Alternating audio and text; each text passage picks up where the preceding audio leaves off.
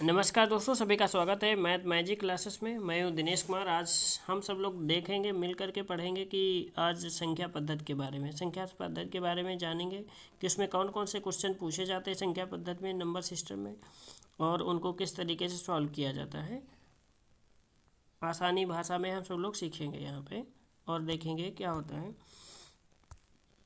देखिए, इसमें सबसे पहला क्वेश्चन है कि क्या है कि सम संख्याएं कौन सी होती है। सम संख्याएं को इंग्लिश में क्या बोलते हैं कि इवन नंबर्स क्या होते हैं। इवन नंबर्स क्या होते हैं? जो संख्याएं दो से विभाजित हो जाती हैं वो संख्या क्या कहलाती हैं? इवन नंबर्स कहलाते हैं। कौन सी संख्या कहलाती हैं? कि सम संख्याएं कहलाती हैं। सम संख्या कौन सी होती है? जो दो से क्या हो जाती हैं? कट जाती हैं। जैसे दो है, दो से क्या हो जाएगा? कट जाएगा। दो जो संख्या है दो से कट जाएगा। जैसे चार है, चार दो से कटेगा, कट जाएगा। फिर क्या है? छः है, आठ है। इस तरीके से कोई भी नंबर्स ले लीजिए, बड़े से बड़ा नंबर, जैसे 28 ले लिया हमने, 28 ले लिया, इसको टू से काटोगे तो कट जाएगा ना। टू वन जा टू, टू फोर जा एट। तो इस तरीके से कट जाएगी संख्या। तो जो संख्याएं टू से विभाजित हो जाती हैं या टू से डिवाइड हो जाती हैं वो संख्याएं क्या कहलाती हैं? सम संख्याएं कहलाती हैं, अर्थात इवन नंबर कहलाती हैं।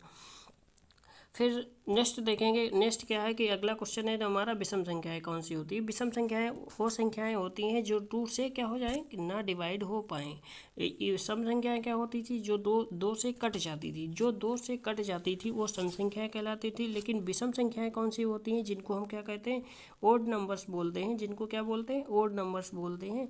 वो संख्याएं कौन सी होती है जो विषम संख्याएं कहलाती है। तो विषम संख्याएं वो संख्याएं होती जो दो से डिवाइड नहीं होती हैं, जो दो से नहीं कटती। जैसे टू है तो ये टू रही, टू तो दो से कट जाएगा, ये तुम्हारा सम संख्या है। और देखिए थ्री है, फिर क्या है? सेवन है, नाइन है, 11 है। इस तरीके से जो संख्याएं होती हैं 9 टू 11 13 15, ये सारे क्या कहलाते हैं? विषम संख्याएं कहलाती हैं। विषम संख्याएं वो होती है जो टू से डिवाइड नहीं होती है, जिसके फैक्टर क्या है कि जिससे कि जोड़े नहीं बन पाते, जिसके क्या बराबर बराबर जोड़े नहीं बन पाते। जैसे थ्री है तो इसके थ्री जोड़े नहीं बना पाओगे ना थ्री के।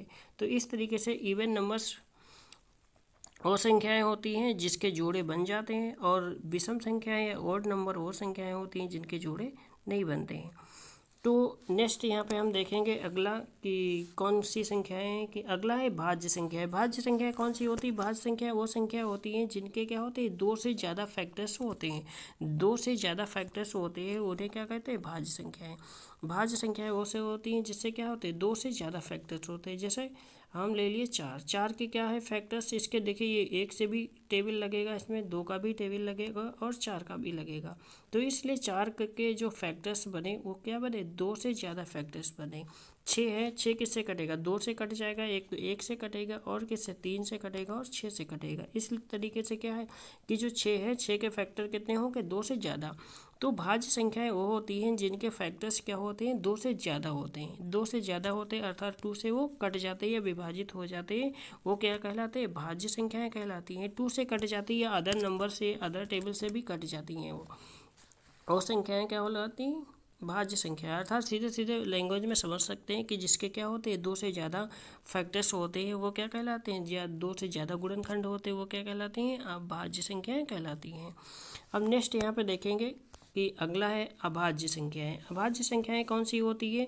जिसके क्या होते हैं? दो से ज़्यादा फैक्टर्स ना किए जा सकें। कम से कम उसके कितने फैक्टर्स होते हैं? दो। ज़्यादा से ज़्यादा फैक्टर कितने हो जाते हैं? दो फैक्टर्स होते हैं। जैसे टू है, टू भी क्या है? अभाज्य संख्या में आते हैं। टू जो है भाज्य संख्या भी है, और क्या है?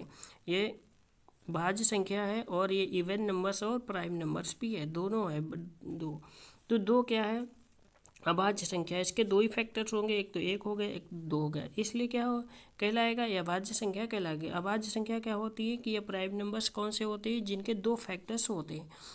जैसे थ्री ले लिया, थ्री क्या है? एक से कटेगा और किससे कटेगा? थ्री से गया, थ्री खुद से कटेगा और किससे कटेगा? एक से कटेगा।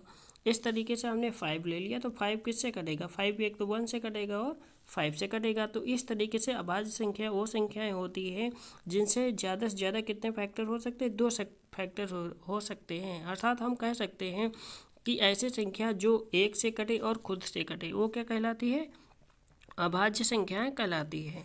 नेक्स्ट हम देखेंगे यहाँ पे अगला जो है हमारा परिमेय संख्या है। परिमेय संख्या क्या होती है कि परिमेय संख्याएं ऐसी संख्याएं होती हैं जो बटे सही के रूप में लिखी होती हैं। क्या होती है कि बटे सही के रूप में लिखी होती है। किस तरीके से लिखी होती हैं? पी अपान क्यू के रूप में लिखी होती है। यहाँ पे पी अपान क्यू लिखा है, पी अपान क्यू के रूप में लिखी जा सकने वाली संख्याएं परिमेय संख्या होती हैं। पी और क्यू दोनों पूर्णांक हो दोनों क्या हो? पूर्णांक हो। और क्या हो? क्यू जीरो ना हो। क्या है? क्यू का जो मान हमेशा हो वो जीरो ना हो, कुछ ना कुछ नंबर्स आना चाहिए। तो इस तरीके से जो बड़े सही में संख्याएं लिखी जाती है वो क्या होती है? परिमेय संख्या होती है। तो इस तरीके से 1/2 क्या हो गई? परिमेय संख्या हो गई। 4/3 क्या हो गई? परिमेय संख्या हो गई। 5/7 क्या हो गई? परिमेय संख्या हो गई। इस तरीके से हम कह सकते हैं जो पी अपान क्यू के रूप में लिखी जाती है संख्या है वो क्या कहलाती है? कि परिमेय संख्या कहलाती है। इसलिए जो पाई का मान होता है, बहुत ज़्यादा क्वेश्चन पूछा जाता है पाई का मान जो होता है 22 बटे कितना होता है? 22/7 होता है। तो ये क्या है? ये एक परिमेय संख्या है, क्योंकि क्या है? पी बटे क्यू के रूप में लिखी है। लेकिन पाई जो पूछा जाए तो पाई ये अपरिमेय संख्या है। तो 22/7 क्या है? एक परिमेय संख्या है। और पाई क्या है? पाई एक अपरिमेय संख्या है।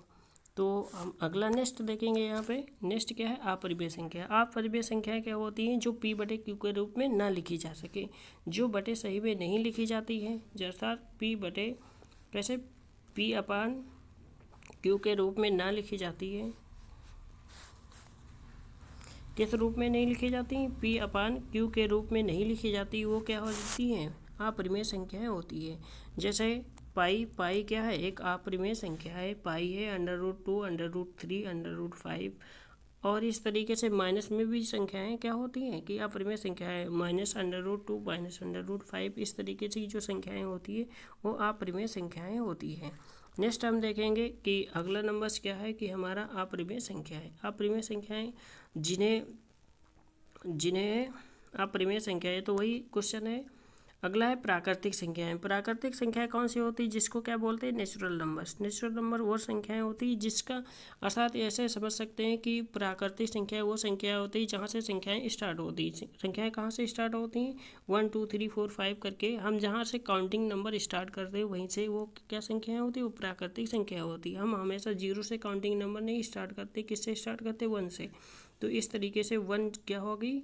हमारा प्राकृतिक संख्याएं से स्टार्टिंग पॉइंट हो गया। प्राकृतिक संख्या वो संख्या होती है जो 1 से स्टार्ट होती है अनंत तक जाती है, वो क्या कहलाती है? प्राकृतिक संख्याएं कहलाती हैं।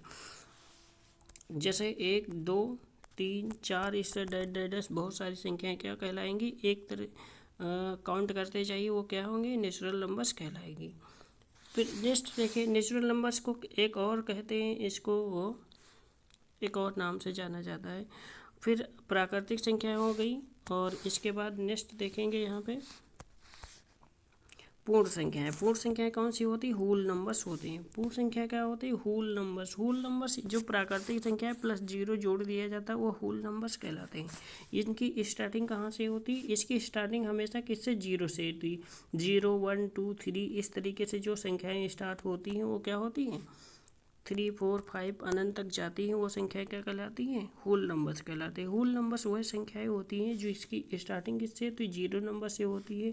0 से शुरुआत होती है और अनंत तक जाती हैं वो क्या कहलाती है? होल नंबर्स कहलाते हैं।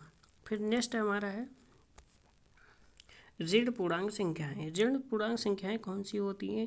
तो ऋण पूर्णांक संख्याएं वो होती हैं जिसमें माइनस लगा होता है। क्या होता है? ऋणात्मक होती हैं। ऐसी संख्याएं जिसमें माइनस में वैल्यू दी जाती है, माइनस में उसकी वैल्यू फाइंड की जाती है, तो वो क्या होती है? ऋण पूर्णांक संख्या होती है। जैसे -1 -2 -3 इस तरीके से -4। तो ये सब संख्याएं क्या हैं? ऋण पूर्णांक संख्याएं हैं। तो इस तरीके से कि ये संख्याएं कौन कौन सी होती हैं आसानी तरीके से जाना। यदि ये वीडियो अच्छा लगा लाइक कीजिए, शेयर कीजिए और कमेंट कीजिए। और चैनल को सब्सक्राइब नहीं किए हैं तो सब्सक्राइब कर लीजिए। Thank you. जय हिंद।